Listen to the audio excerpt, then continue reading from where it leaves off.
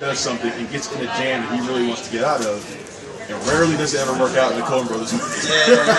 Well, Fargo is like my favorite movie. Oh yeah. Oh yeah. It's kind of fun looking. So you said they're your favorite. So did you pattern any of the film based on any of their work or anything like that? I mean, the fact that there's sort of some elements of dark humor in it, like little bits, you know, it's not obviously not like a laugh out loud kind of thing, but like I was originally attracted to some of the like material that I was reading in newspapers and stuff that was like where I would like this. Okay, for example, when the captain is like of the ship is like.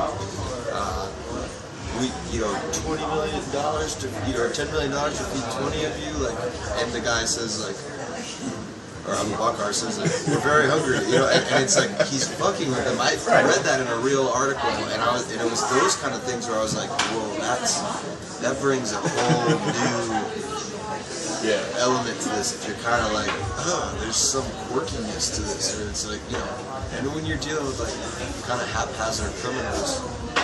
It's bound to be a little bit. Whenever you see a movie like this, or hear stories about these things, the act of hijacking never seems to go off the way it's expected to. Yeah. You know, it is kind of like what you're saying. Like they all always seem kind of haphazard and a little bit messy. Yeah. And I think that you were specifically trying to depict that messiness. Yes, definitely. That was a huge thing, and I was glad that I think it's like that comes through, because the messiness I think is what makes it kind of like you almost feel like someone's not going to get shot because someone's going to kill them, but because like a gun's going to go off by accident or something like that. And that, to me, there's something that's more tense about that. You're like, whoa, this could, these guys don't quite seem like they know the plan. Right. And we actually, when we were there making our short film, we were held up on the beach by these guys came and pointed an AK-47 at me and handcuffed us to each other, and they only had, you know, there's 4 of us, and they only had two handcuffs. This was just the producers and I. Yeah. Okay. Why? We were like on a beach and walked away from where there was kind of like music and lights and stuff, and we were like walking on the beach, and they were like, you're trespassing, and they were going to arrest us and take us to jail, and they weren't cops, but they were like kind of acting like, hey, we're police. They were in military uniforms, and they were all arguing with each other while they're like, you know, doing this to us, and I thought, oh my God, this is kind of what it, you know, in a micro version, like what it feels like to be taken hostage. It's like, whoa, there are these guys who are all kind of fighting among themselves. It's way scarier because, you know, like, damn, they're not getting along. Like, I'm really in harm's way, you know. So I think we were trying to bring the experience from that and what happened to us that day to a lot of those scenes where, you know, we wanted, like the scene where they're like, you know, making Victor, the hostage, like exercise and like walk around. You know, the fact that there's like this whole shouting match going on that he doesn't understand, and that, you know, I love that. That's like one of my favorite scenes in the movie, because it's like, you know, and they're fighting about like taking care of it. Right. You know? Exactly.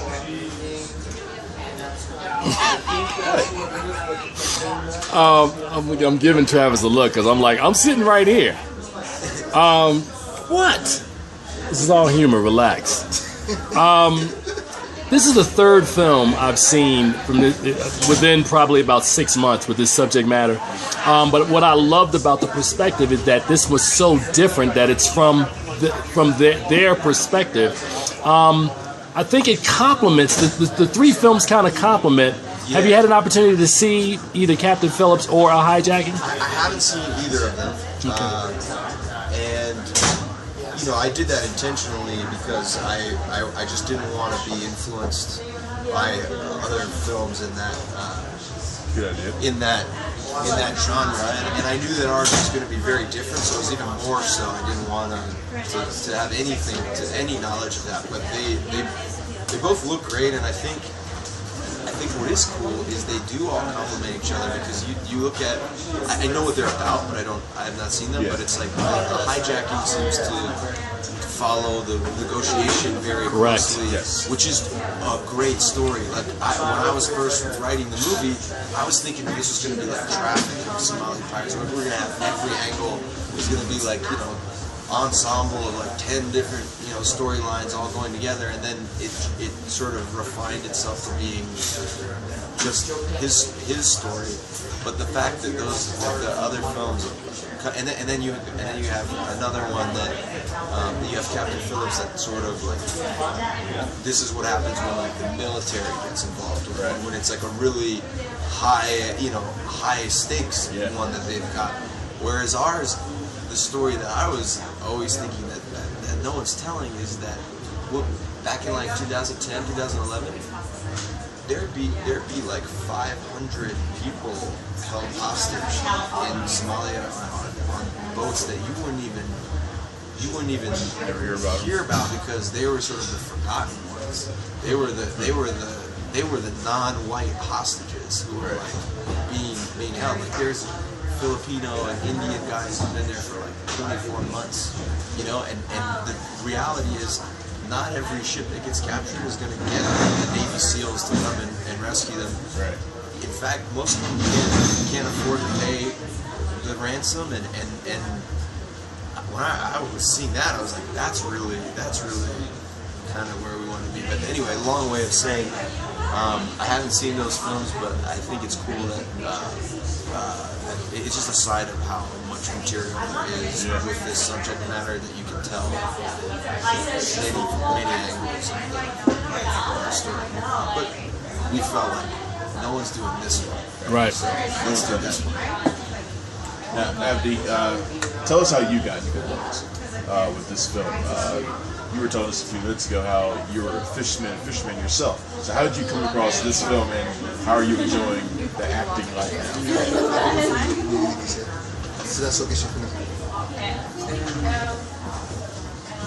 boqolkiiba boqol aniga waxaan ahay malay dabato anigoo subax salaad u baxaya malay dabato abtigeyga Abubakar uu ii yeeray wuxuu yidhahay filan ala duubaya sida Cutter iyo John Haybi iyo Rafa joogeen sidii aan ku howlgalay waxaa la yidhahay filan aad duubaysaa filankana filan oo fishman without nets oo pirate waaye adigana malay dabato ay badda si fiican u kala garanaysaa sidii aan ku soo galay filankii aan ku noqday actor. And so basically his uncle, Abu Bakr, came up to him. He's, as you know, a fisherman.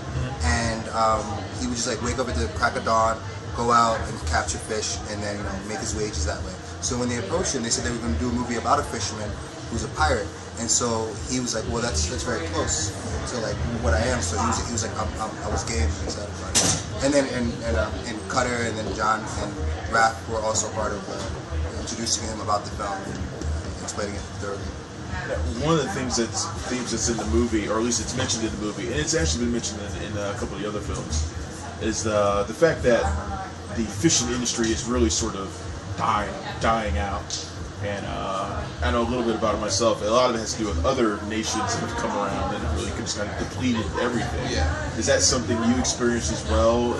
Is that something that kind of made you maybe relate to the material a little bit more?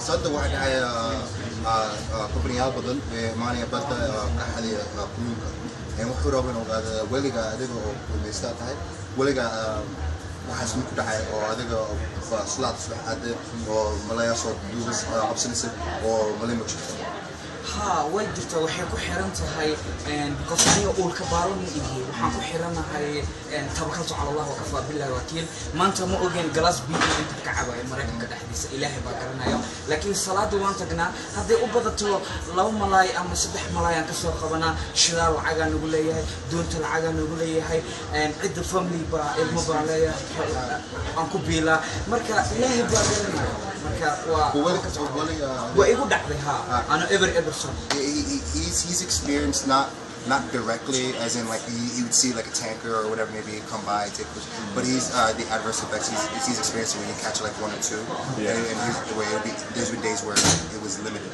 and he says that the whole process of life, like I'm unaware of what's going to happen while I'm out there, and so it does allow me to connect to the film. But the person that knows most is God, and God knows if you're going to get a glass of water before you do, and so nothing is without His reach.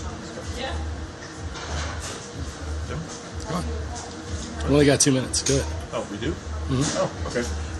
So, what are you planning on doing next? Are you planning on doing something similar, maybe something also kind of real world, hot topic sort of movies, or are you planning to go in a different direction?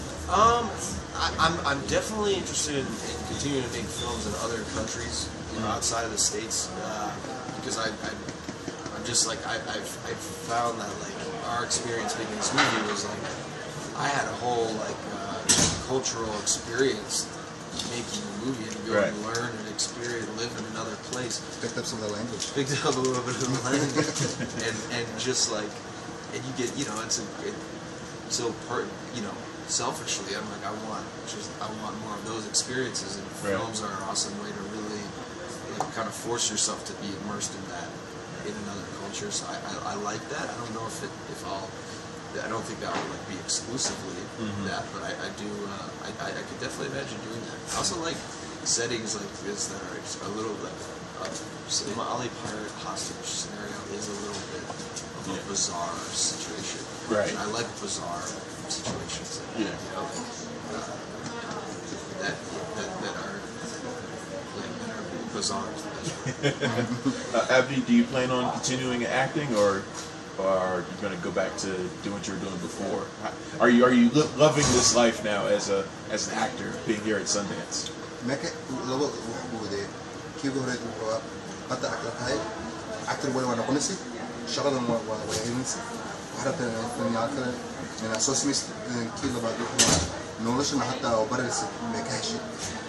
ها وارن سؤال شو هدي ودي وصحن هاي بقولك بقول أنا بحر واحد ساعان أقول لقضاء فيلم مفر بدن عندي فيلم كأنا أنا بقولك بقول وحارة وقف كده وأنا إن هذا معجزة كذا نورش هذا مراكن كان زائد عن قفل حسنة وقبو لكن Okay, so I'll do end first. He says that he really likes being in America. This is his first experience, but it's cold. So he's not used to that. About acting, he wants to do more films. He likes acting. It's something that is new to him, and this is the life that he wants. And he wants to do films that are in-depth, emotional, similar to this one, and that will strike a chord dramatically. Awesome. Great. All right. We're done here. He's good, man. Yeah. He's so animated like all the time. It's like he's animated right now.